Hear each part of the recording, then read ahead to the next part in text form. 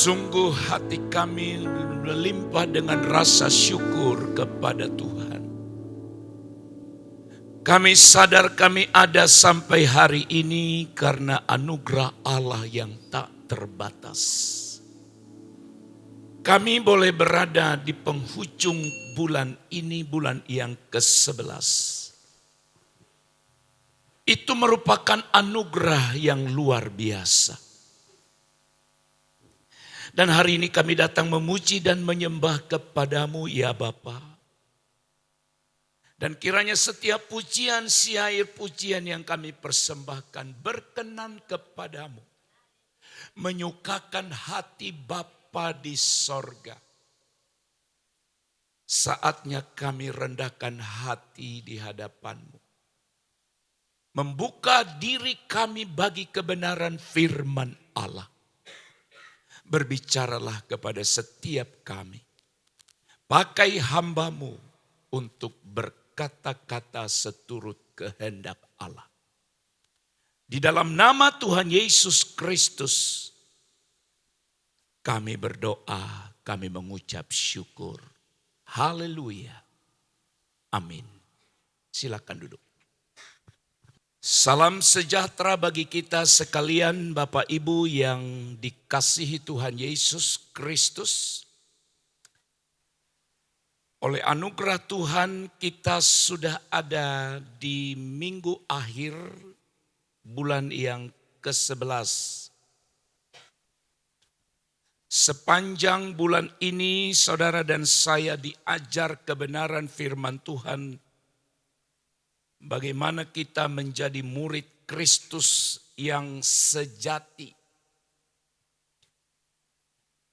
Saudara-saudara, sisi lain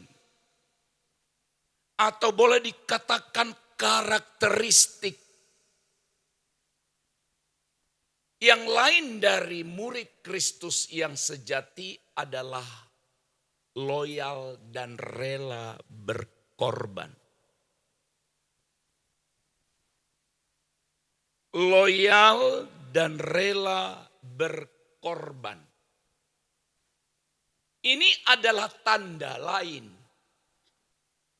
Seseorang disebut sebagai murid Kristus yang sejati.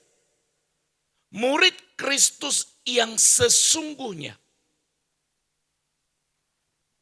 Saudara-saudara, ada dua hal atau dua kata penting di dalam judul ini.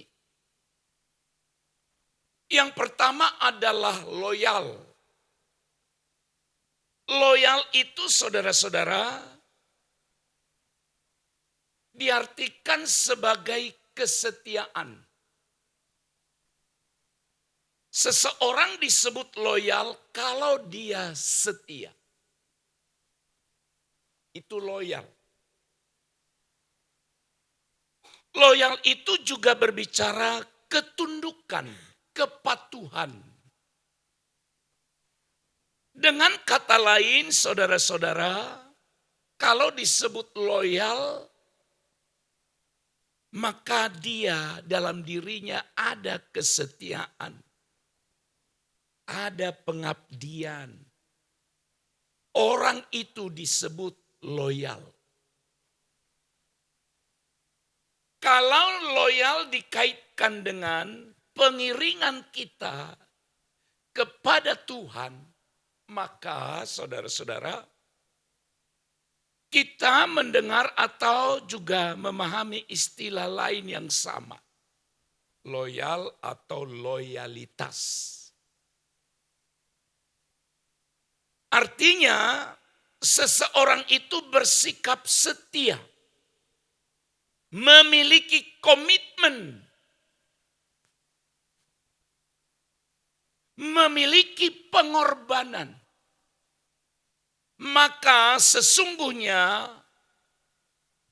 orang yang loyal, yang setia itu, dia harus rela berkorban. Berkorban tentang apa? Sekali lagi saya mau tegaskan. Ketika saudara mendengar kata korban atau berkorban, sesungguhnya yang dimaksudkan bukan semata-mata saudara memberi uangmu. Bukan. Itu terlalu jauh. Terlalu sederhana. Kerelaan seseorang berkorban itu juga bicara perasaan. Orang merelakan dirinya berkorban, dia juga mengorbankan pikirannya. Mengorbankan waktunya. Berkorban tenaga. Semuanya itu dilakukannya untuk Tuhan. Nah, saudara-saudara. Di dalam Alkitab, kita menemukan jemaat yang loyal. Namun saudara-saudara, ada masalah dalam diri mereka. Mereka disebut loyal, tapi pada akhirnya mereka kehilangan gairah. Kehilangan semangat untuk mengiring Tuhan. Jemaat itu adalah jemaat di Efesus yang dicatat dalam kitab Wahyu pasal 2 ayat 1 sampai ayatnya yang ke-7. Wahyu pasal 2 ayat 1 sampai ayat yang ke-7. Firman Tuhan berkata, tuliskanlah kepada malaikat jemaat di Efesus. Inilah firman dari Dia yang memegang ke-7 bintang itu di tangan kanannya.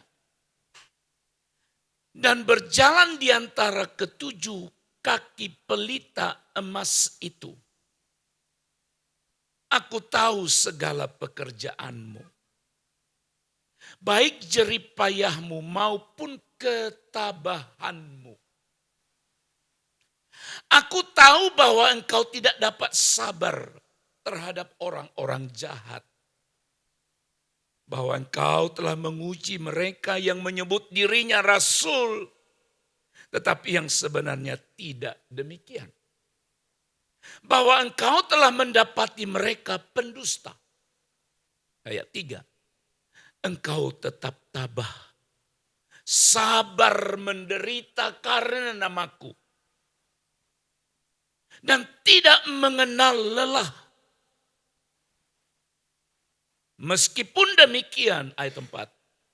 Aku mencela engkau. Karena engkau telah meninggalkan kasihmu yang semula.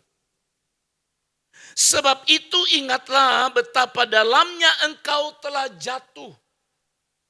Bertobatlah dan lakukanlah lagi apa yang semula engkau lakukan. Jika tidak demikian, aku akan datang kepadamu. Dan aku akan mengambil kaki pelitamu dari tempatnya. Jikalau engkau tidak bertobat. Tetapi inilah yang ada padamu. Engkau membenci segala perbuatan pengikut Nikolaus yang juga kubenci. Siapa bertelinga, hendaklah ia mendengarkan apa yang dikatakan Roh kepada jemaat-jemaat. Siapa yang menang, dia akan kuberi makan dari pohon kehidupan yang ada di Firdaus Allah. Amin. Jemaat di Efesus adalah jemaat yang sangat aktif, bersemangat dalam melayani Tuhan. Juga disebut bahwa mereka tidak tahan dengan orang-orang jahat orang-orang palsu. Jemaat ini bersusah payah dan mereka sabar dalam menghadapi segala tantangan. Mereka juga tidak menyerah dalam mengikut Tuhan. Tetapi ya, di ayat yang keempat itu ada satu hal yang Tuhan tegur dari mereka, yang dicela oleh Tuhan dari mereka. Apa itu, saudara? Mereka telah meninggalkan kasih pertama mereka. Kasih mula-mula mereka kepada Tuhan. Mereka telah kehilangan semangat, kehilangan gairah dalam melayani Tuhan. Mereka telah menjadi jemaat yang loyal, tapi tidak rela berkorban. Kenapa loyal? Karena disebut mereka tetap setia. Kalau ada pengajar sesat, kalau ada yang menyebut dirinya rasul, mereka tidak langsung percaya. Diuji, mereka bertahan, tapi Tuhan mencela. Mereka kehilangan semangat yang pertama, semangat mula-mula. Nah, saudaraku yang dikasihi oleh Tuhan, maka dari jemaat di Efesus ini, kita dapat belajar tentang bagaimana kita harus menjadi jemaat atau orang yang loyal dan rela berkorban bagi Tuhan. Karena setiap kita pernah memiliki gairah semangat yang luar biasa dengan Tuhan. Yakin sekali saya. Semua kita yang ada di sini pernah punya semangat gairah yang luar biasa dalam mengiring Tuhan, juga dalam melayani Tuhan. Sama dengan jemaat ini. Maka kalau kita mengalami kemunduran, supaya kita kembali loyal, supaya kita kembali setia, maka hal yang pertama yang harus kita lakukan adalah mengingat kasih mula-mula kita. Mengingat kasih pertama kita. Di ayat yang keempat, perhatikan baik. Ini yang dicela Tuhan dari mereka. Namun demikian, aku mencela engkau. Kenapa mereka dicela? Karena mereka disebut, engkau telah meninggalkan kasihmu yang semula.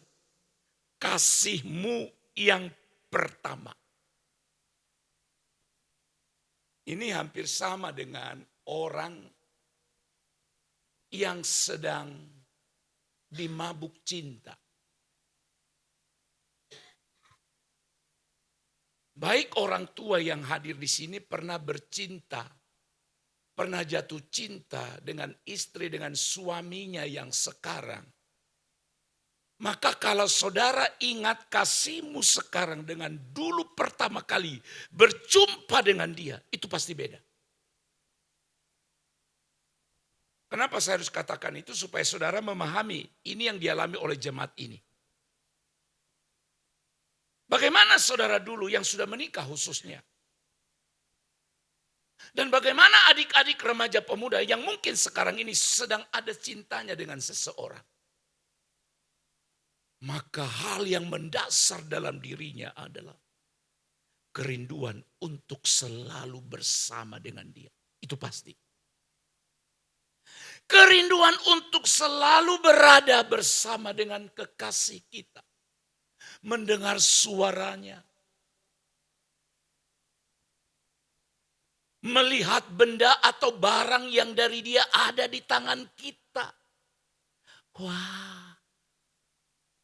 Bahkan melihat anjingnya pun saudara begitu sukacita. Karena saudara melintas dari depan rumahnya. Tidak dilihat orangnya tapi ada anjingnya di depan. Wah, saudara terhibur. Wah, luar biasa. Nah, lalu bandingkanlah setelah menikah. Setelah jadi suami istri. Beda rasanya. Kenapa jadi beda? Karena udah setiap hari tinggal di situ. Bersama-sama. Ini gambaran sederhana mengingatkan saudara. Bahwa saudara pun pernah mengalami jatuh cinta yang luar biasa dengan Allah. Jemaat di Efesus kehilangan itu. Maka Tuhan berkata, engkau kucela. Aku mencela engkau.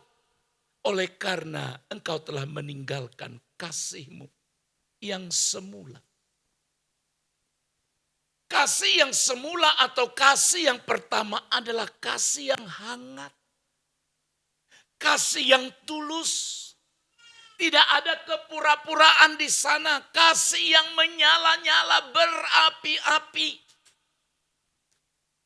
Kasih yang membuat kita bersemangat dan bergairah dalam melayani Tuhan. Itu pernah ada dalam diri kita. Dan kalau hari ini sudah tidak ada lagi dalam diri kita, saudaraku. Tidak ada lagi perasaan ini. Maka itulah yang diingatkan oleh Tuhan kepada jemaat di Efesus. Kembalilah kepada kasihmu yang pertama. Saudaraku yang dikasihi Tuhan, kasih pertama itu juga adalah kasih yang membuat saudara dan saya rela mengorbankan segala sesuatu demi Tuhan. Ya kan? Nah saudara, apa bedanya orang sedang pacaran setelah menikah dalam hal kelelahan, kecapean? Kalau pacarmu kerja, pulang kerja lalu dibilang, bang tolong jemput saya. Dan saudara begitu lelah dan capek sebenarnya. Tapi akhirnya pacarmu bilang begini, tapi udahlah bang, aku naik Grab saja, abang kan capek. Abang juga baru pulang kerja. Maka dia akan bilang, tidak, aku tidak capek. Tunggu di situ, saya yang jemput, tidak boleh orang lain. Termasuk naik Grab tidak boleh, aku harus datang. Capek? Enggak, aku enggak capek. Dia kejar, dia pergi ke sana. Haleluya, bagus, bagus. Hei, coba kalau sudah menikah. Bukan bang, pak, tolong jemput saya. Jemput di mana? Di depan. Aku bawa banyak barang. Lalu saudara bilang apa? Tapi bapak baru pulang juga kan? Iya, kok kau tahu juga? Iya, baru pulang. Lalu istri bilang, udahlah aku jalan aja. Nah itu baru betul. Nah aku cuma berharap begitu. Kenapa kita enggak bilang, tunggu aku datang. Inilah persoalannya. Dulu kita lelah, capek, ngantuk, lapar. Kita kejar dia. Tunggu, hujan, tidak persoalan. Padahal benar-benar memang dia sudah lelah dan capek. Kasih yang semula itu membuat kita rela mengorbankan segala sesuatu demi dia. Bagaimana dengan Tuhan? Juga demi Tuhan. Kasih semula, kasih pertama itu juga kasih yang membuat kita mengasihi Tuhan lebih dari apapun dan siapapun. Saudara-saudara, mengingat kasih pertama kita kepada Tuhan, makanya firman ini yang pertama dikatakan, ingat kasih pertamamu, kembali kepada kasih pertamamu. Apa yang terjadi saudara? Kalau kita mengingat kasih pertama kita kepada Tuhan, maka yang pertama akan membuat kita bersyukur dan berterima kasih kepada Dia. Masihkah mengalir ucapan syukur dan terima kasihmu yang tulus kepada Allah hari ini? Kalaupun saudara berkata terima kasih, aku bersyukur, apakah itu memang sungguh-sungguh mengalir dari kedalaman hati kita? Sama seperti kita berkata kepada kekasih kita, aku mengasihimu dulu sebelum menikah. Ketika engkau berkata aku mengasihimu, itu dengan tulus sampai engkau gemetar mengucapkannya. Lalu bagaimana setelah kita menikah? Masihkah kita berkata aku mengasihimu? Kalaupun dia katakan itu tidak ada getaran itu lagi. Katanya dulu waktu pacaran pegangan tangan kayak kesetrum gitu ya. Lain rasanya gitu, pegang tangan itu lain rasanya. Langsung itu mengalir seperti aliran-aliran yang kuat dari tubuh kita. Hanya pegang tangannya bro. Lalu sekarang setelah menikah, engkau pegang tangannya tidak ada rasa apa-apa lagi.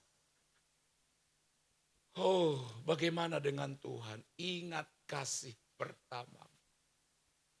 Ketika saudara berkata terima kasih Tuhan, itu memang sungguh dari kedalaman hati kita. Mengingat kasih pertama kita pada Tuhan akan membuat kita bersemangat, bergairah dalam melayani Dia. Makanya lagu kita itu bilang apa? Ingat kasih-Nya, ingat kebaikannya, ingat. Ingat kasih Tuhan yang besar dalam dirimu. Kasih Tuhan yang besar itu saudara-saudara bukan ketika doamu dijawab, bukan itu. Ketika penyakitmu disembuhkan, bukan hanya itu kasih Tuhan. Tapi kasih Tuhan yang terbesar dalam diri kita adalah ketika Dia yang tak berdosa itu harus digantung antara langit dan bumi di kayu salib. Dengan tangan dan kaki yang terpaku itu.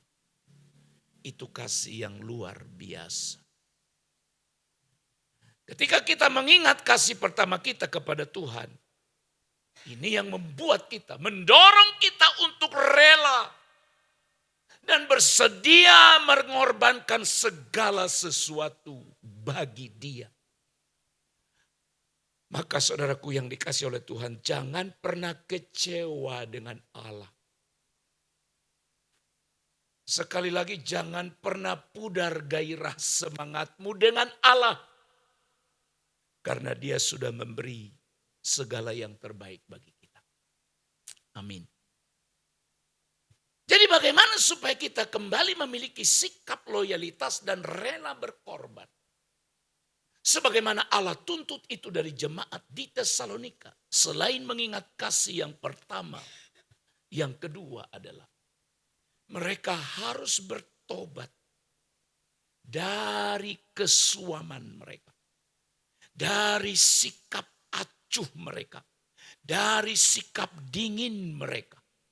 Di ayat yang kelima, sebab itu ingatlah betapa dalamnya engkau telah jatuh. Betapa dalamnya engkau telah jatuh.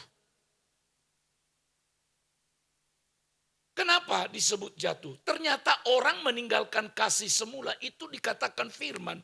Betapa dalamnya engkau telah jatuh. Jangan pernah menganggap itu merupakan sikap biasa. Perasaan biasa. Menurut ayat ini.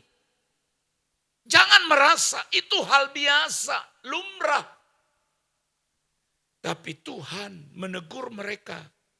Dan berkata, ingat betapa dalamnya engkau telah jatuh.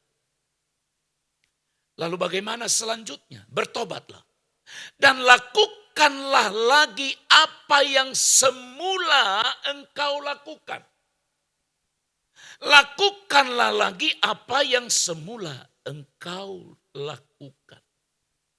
Bertobatlah. Bertobat itu artinya sebagaimana kata-kata atau pernyataan yang sering kita dengar adalah berbalik dari dosa dan kembali kepada Tuhan. Itu artinya bertobat. Mengaku dan meninggalkan kesalahan dan mengikuti kebenaran. Itu artinya bertobat. Bertobat itu juga artinya merendahkan diri.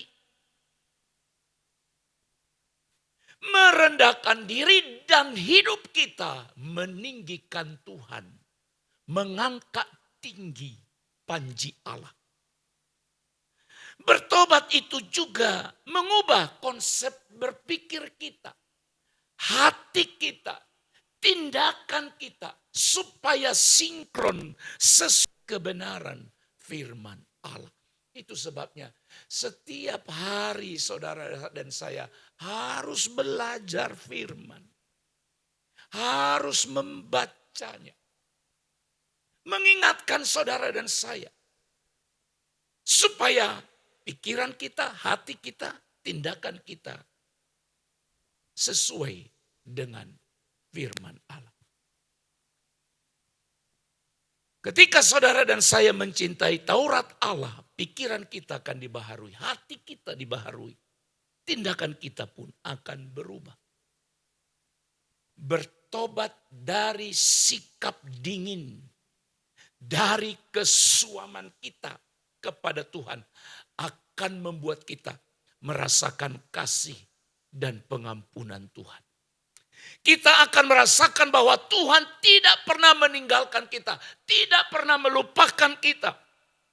Kita juga akan merasakan bahwa Tuhan selalu mengasihi, selalu mengampuni kita, selalu memelihara hidup kita. Haleluya. Jadi saudaraku yang dikasihi Tuhan, bertobat. Kata bertobat itu yang disebutkan di dalam ayat ini. Sebab itu, ingat betapa dalamnya engkau telah jatuh. Bertobat dan lakukanlah lagi apa yang semula engkau lakukan. Mari kita bersama-sama mengasihi Tuhan. Setiap hari naik pada level-level berikutnya. Artinya apa? Makin hari makin bertambah cinta kasih kita pada Tuhan. Makin bertambah dalam, makin bertambah dalam. Ku jatuh cinta padanya. Itu nyanyian kita yang sudah cukup lama. Kenapa lagu itu tidak dimunculkan lagi? Orang lupa mengejar lagu-lagu yang lain. Tapi lagu itu luar biasa. Ku jatuh cinta padanya, pada si Yesus. Tambah dan dalam dan tambah dan dalam lagi. Ku jatuh cinta padanya, tambah dan dalam dan tambah dan dalam lagi. Seharusnya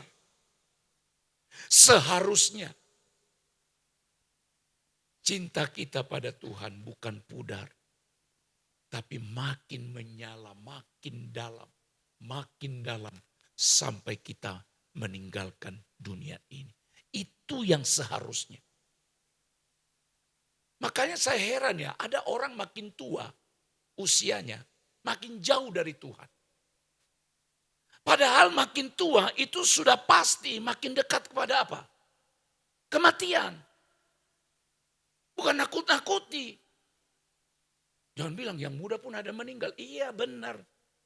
Yang anak kecil juga bisa mati. Tapi yang tua ini karena usia, kemampuan tubuh mulai berkurang. Itu makin dekat, itu sudah kepastian. Itu pasti, makin dekat. Makin dekat kemana? Kepada kematian. Maka seharusnya orang itu makin dekat pada Tuhan. Makanya Paulus bilang begini, meskipun manusia lahiriah kami. Manusia lahiriah itu maksudnya tubuhnya itu. Makin hari, makin apa? Paulus bilang apa? Makin hari makin apa? Ayo ingat ayat itu. Meskipun manusia lahiriah kami, maksudnya tubuh ini makin hari makin apa? Makin apa? makin lemah, makin merosot. Iya memang makin merosot. Tapi dia bilang, namun manusia batiniah kami dibaharui dari sehari ke sehari. Itu yang seharusnya. Manusia batiniah kita makin dibaharui. Manusia lahiriah boleh makin berkurang seiring dengan usia. Jadi saudara-saudaraku yang terkasih, bertobat bersama-sama, berbalik kepada kasih kita yang semula. Yang terakhir, supaya kita tetap loyal dan rela berkorban bagi Tuhan dan bagi pekerjaannya. Ini yang diminta oleh Tuhan Yesus sendiri kepada jemaat yang ada di Efesus. Melakukan perbuatan-perbuatan yang dulu. Perbuatan-perbuatan kasih kita yang dulu kepada Tuhan. Masih di ayat yang kelima. Lakukanlah lagi apa yang semula engkau lakukan. Lakukanlah lagi apa yang semula engkau lakukan. Saya teringat kepada khotbah yang pernah disampaikan Bapak Pendeta Dr. Yonatan Trisna di sini. Khotbahnya waktu itu adalah kenapa cinta, ketika cinta mulai pudar katanya. Ada khotbahnya itu. Ketika kasih kita mulai pudar kepada pasangan kita. Lalu dibandingkan di situ, kenapa dulu dengan sekarang beda. Lalu dikasih penjelasannya, dulu sering kita memuji. Maksudnya memberi pujian kepada pasangan kita dulu. Dulu sering kita berjalan bersama dia, berdua.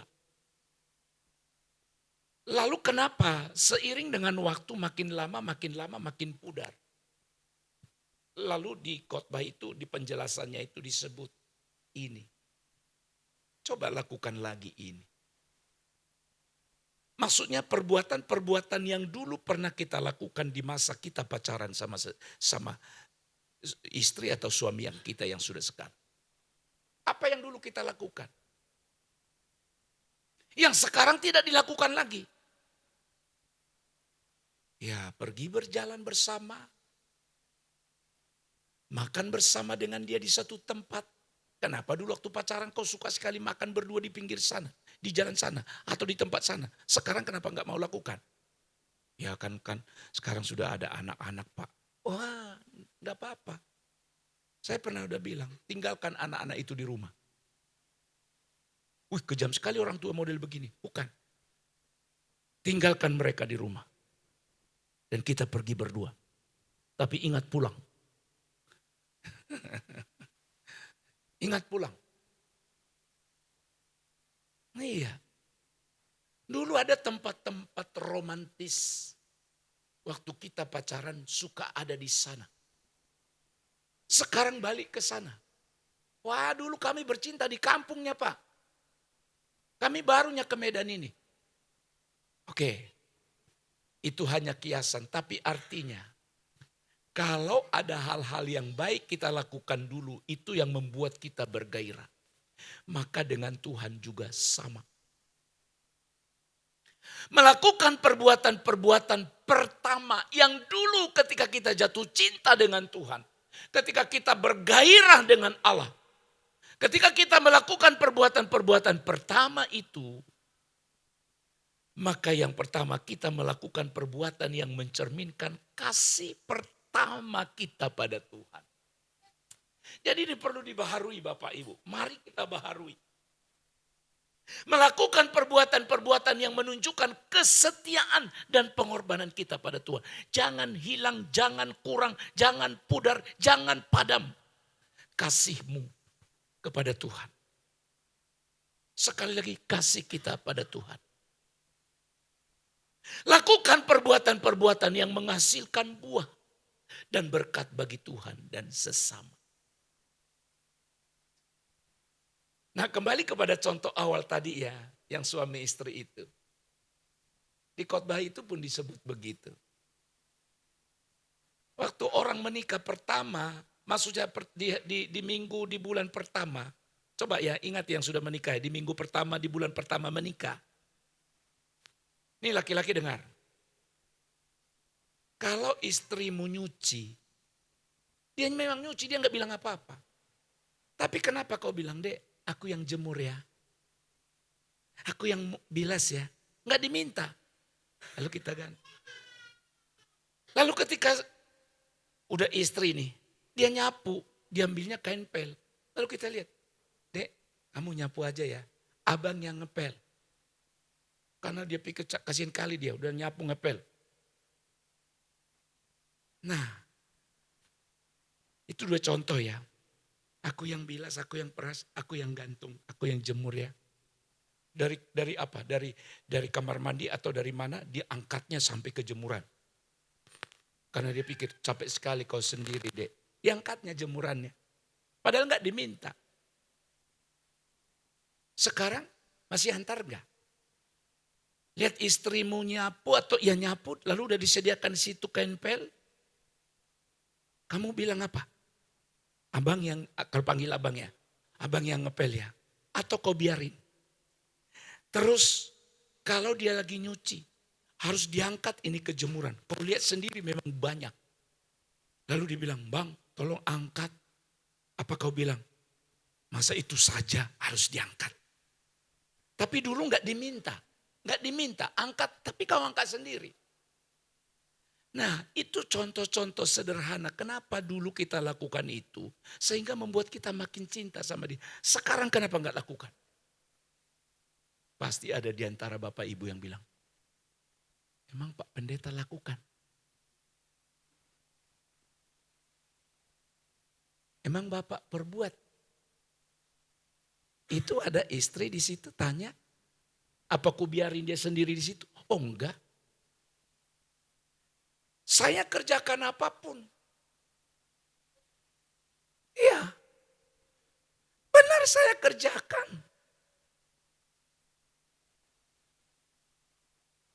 Dulu dia kuat, sekarang makin lemah. Masa sekarang makin dibiarin?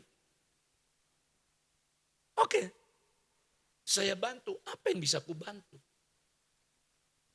Itu yang disebut lakukan perbuatan-perbuatan pertama kita dulu. Dengan Tuhan juga iya. Dulu engkau menggebu-gebu menyembah Tuhan, sekarang kenapa kau berasap-asap? Dulu berapi-api, sekarang kenapa kau diam? Kenapa engkau tidak melakukan itu lagi? Dulu engkau setia memberi persembahan persepuluhan, kenapa kau pudar? Hanya karena dipengaruhi orang. Dia memberi, dia setia dulu memberi. Sekarang enggak lagi. Apa firmannya jadi berubah? Tidak berubah hanya karena dipengaruhi orang. Berarti mulai dari dulu engkau memberi itu bukan karena engkau cinta pada Tuhan. Ayo lakukan lagi apa yang dahulu engkau lakukan. Itu yang dipesankan oleh Tuhan. Melakukan perbuatan-perbuatan pertama kita ya akan membuat kita menjadi saksi dan teladan. Kita bisa berkata, lihat aku, contoh aku melakukan hal yang sama. Menjadikan kita murid dan sahabat yang baik bagi Tuhan. Dan juga disebut kita menjadi pewaris dan pemenang bersama dengan Tuhan. Kalau kita tetap mengasihi, mencintai dia dan memiliki kasih yang luar biasa dengan Tuhan. Oke ya, di sini ada beberapa mahasiswa saya datang ini dan pengerja. Saya suka bilang sama mereka, kenapa waktu semester 1 kau rohani? Semester 1 rohani. 2 pagi nangis-nangis. Ini kau 2 pagi nangis-nangis waktu semester 1 karena ingat mamamu, ingat bapakmu di kampung atau apa? Menangis bang, ada orang mau ditangisi, nangis. Wah, menggebu-gebu. Semester 1. Semester 2 mulai. Semester 8 aneh. Itu semester 8 semester terakhir. Dulu ketika mereka 2 pagi, wah mengangkat tangan, nyanyi, menyembah. Sekarang semester 7, semester 8, dia nonton orang. Ada orang yang nyanyi, dia lihat adiknya yang semester 1 itu. Menyembah Tuhan. Dia mah lihat-lihat aja begini. Lalu saya bilang, sama mereka saya bilang, berarti kita gagal. Kita gagal. Seharusnya orang mahasiswa itu makin tinggi tingkat semesternya. Ini yang harusnya benar. Dia makin mencintai Tuhan, makin rohani. Jadi yang benar itu yang mana? Semester 8, semester akhir lebih rohani dari siapa? Yang semester 1. Itu yang benar. Tapi sekarang gimana bro? Ayo gimana? Yang semester 1 rohani. Berdoa sungguh-sungguh. Menyembah Allah sungguh-sungguh. Yang semester akhir nonton. Dan melihat-lihat dan berkata, bodoh sekali kau. Apa yang kau tangisin? Apa yang kau buat begitu? Saudara, firman ini sekaligus mengingatkan kita. Oleh sebab itu saudara, Allah menginginkan kita semua menjadi pribadi yang loyal dan rela berkorban. Dan untuk menjadikan kita sebagai orang pribadi atau jemaat yang loyal dan rela berkorban bagi Tuhan. Maka kita harus ingat kasih pertama kita. Bertobat dari sikap dingin kita. Dan lakukan perbuatan-perbuatan baik yang dulu kita lakukan di saat kita jatuh cinta pertama dengan Tuhan. Amin. Kami mengucap syukur kepada Tuhan oleh karena kasih-Mu mengingatkan kami agar setiap kami sungguh-sungguh setia, loyal, rela berkorban, memberi apapun bagi Tuhan yang kami cintai. Sebagaimana Engkau sudah memberi yang terbaik bagi kami. Ajar kami Tuhan menjadi murid Kristus yang sejati, yang loyal dan yang rela berkorban. Mengorbankan apapun, merelakan dan melakukan apapun dalam diri kami. Yang penting Tuhan disenangkan. Terpujilah Engkau Bapa, meteraikanlah firman-Mu di dalam kehidupan setiap kami. Dalam nama Yesus kami berdoa. Amin.